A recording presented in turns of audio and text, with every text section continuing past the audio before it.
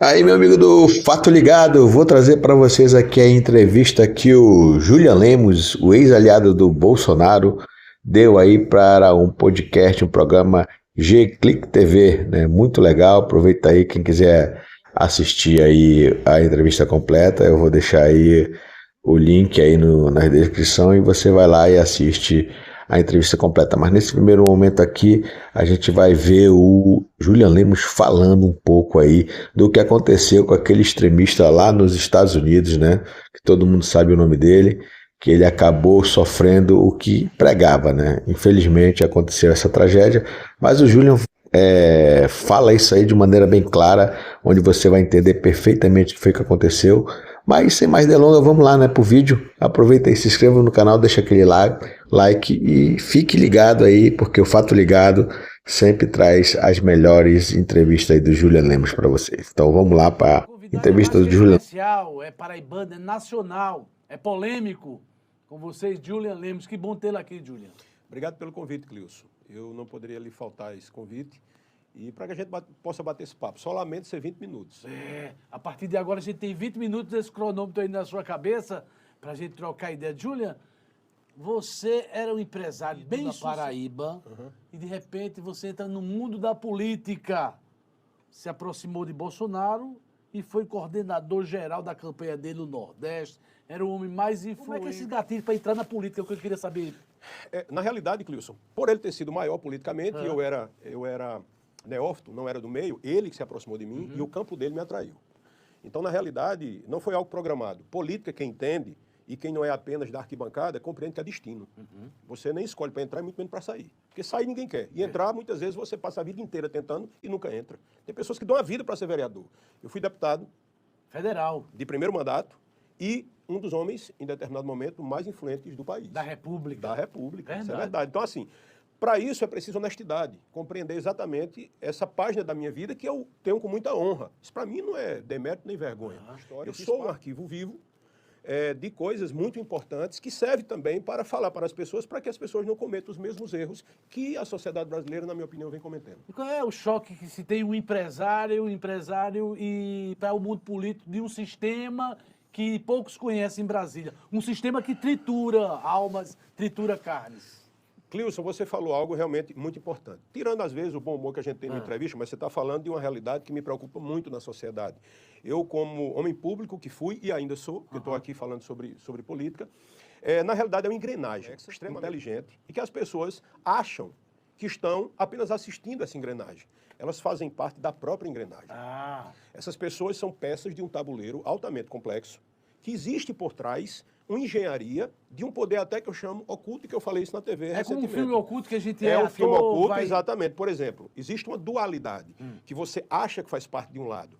Bolsonaro, Lula, branco, preto, bem e mal, céu e inferno, e você fica nisso, e quando você menos espera, você é prisioneiro dessa engenharia que ninguém consegue enxergar, mas que existe, inclusive os homens públicos. E esse sistema? Que é esse sistema aqui? Esses sistemas são interesses, como se fosse uma consciência coletiva, mas por trás tem interesses. Tem o lado empresarial? Totalmente Os poderoso. bancos, o que é? Banco, indústria farmacêutica, indústria armamentista, agronegócio e principalmente também interesses ligados à religião. É como se fosse assim, a partir de hoje, aquele Clilson lá da Paraíba vai ser o melhor jornalista ou o pior jornalista do mundo. Vamos eleger. Por exemplo, como é que os partidos fazem? Partido é uma ferramenta, mas por trás tem algo maior. Diz o seguinte, quem é que pode ser candidato? Quem é o jogador que pode agarinhar ou fazer mais gols na política? Porque, então puxa deixa eu lhe aquele ali. interromper, você tá... Tiririca é um exemplo disso. Você está me trazendo um tema tão interessante para quem está nos assistindo, porque Bolsonaro, na carreira política, ele sempre foi do baixo clero. Sim. A partir do momento que ele tornou uma figura importante para esse... Quando foi percebido que Bolsonaro tinha magnetismo. O magnetismo, Clilson, ele é muito mais importante do que a própria inteligência. Você, às vezes, tem magnetismo, mas você não tem inteligência. E você, quando não tem inteligência, você é fácil de ser levado a ser manipulado. Bolsonaro achou que controlava aquele magnetismo dele, até que ele colapsou dentro da sua própria loucura. Bolsonaro estava sendo levado para puxar, eu vou dar exemplo aqui a vocês, interesses das armas, do agronegócio, inclusive de interesses religiosos. Bolsonaro está aprovado, eu vi isso sendo construído, e ficou aprovado que no final já desse ciclo dele, que está se encerrando agora, existia um guru por trás. manipulando ele, ainda que ele não percebesse isso. É o Malafaia? É um dos. É um dos. É um dos. No segmento religioso. Exatamente, porque Bolsonaro ele canalizava, ainda que ele não vivesse, o arquétipo da família, coisa que ele não é. De um homem extremamente honesto. Porque os casamentos foram mal sucedidos, né? É, Teoricamente. que não tem problema. Mas o problema é quando você se coloca como baluarte, conservador. como estandarte conservador, mas você é uma pessoa que não tem nada a ver com isso. E isso vai fazendo o quê? Vai captando pessoas que têm raízes muito rasas desse conhecimento e quando menos espera, está ali. A maior prova disso é esse movimento no mundo em si. Aconteceu agora um atentado nos Estados Unidos de um jovem que dizia, veja só, ele tinha muito magnetismo, ele era uma pessoa de discursos altamente racistas. Armamentista. Armamentista dizendo o quê? Que era tolerável pessoas que fossem mortas por armas de fogo. E chegou a dizer o seguinte, abre aspas, por mim haveria execuções públicas, inclusive com o patrocínio da Coca-Cola. Tudo que ele captou para ele, aconteceu com ele. Ele foi morto por uma arma, em praça pública. Sendo transmitido. E aquela morte dele ali gerou, na consciência coletiva, mais uma hipnose. Onde as pessoas se veem nele e, ao mesmo tempo, são tomadas por uma revolta e pelo ódio. Por quem? Pela esquerda. Aí volta a dualidade, direita e esquerda. E isso se perpetua. Mas isso não elegeu o Júlio. Sim, e depois faz o quê? Depois que se elege, essas peças, Juliano não existe mais no quadro político, Bolsonaro também não existe mais. Mas o que foi plantado permanece. Muito mais forte do que quando... A mensagem se mantém ainda? Se mantém, só que de forma defeituosa. Totalmente atrofiada e danosa. É isso que acontece hoje com essa dualidade. E aí, meu amigo do Fato Ligado, o que você achou dessa entrevista aí do Julian Lemos? Ele falou um pouco aí do Bolsonaro, né? Falou um pouco aí da sua trajetória, como é que ele entrou na política, o que ele está focado agora, mas eu queria que você deixasse os comentários aí, o que você achou dessa entrevista, e no final ele fala sobre o assassinato aí do Charlie Kirk, né?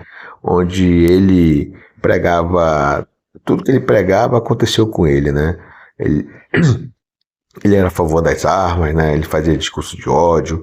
Aí foi lá um extremista e deu um tiro no pescoço dele na universidade. Então é muito interessante o que aconteceu com ele. E o Julian Lemos faz um desenho perfeito aí do que aconteceu.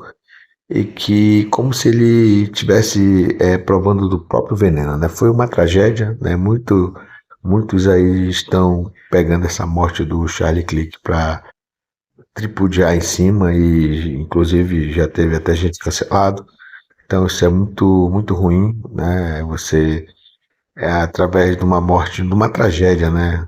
Fica aqui nossa solidariedade à família aí do Charlie Kirk, que apesar de toda essa ideologia que ele tinha, mas eu acho que a morte sempre é um negócio triste e que a gente deve sempre repudiar quando uma pessoa assassina outra. Então, mas aí pessoal, o que você achou? Deixa aí os comentários, se inscreva no canal, deixa aquele like bacana aqui que o Fato Ligado sempre vai trazer coisas boas para vocês.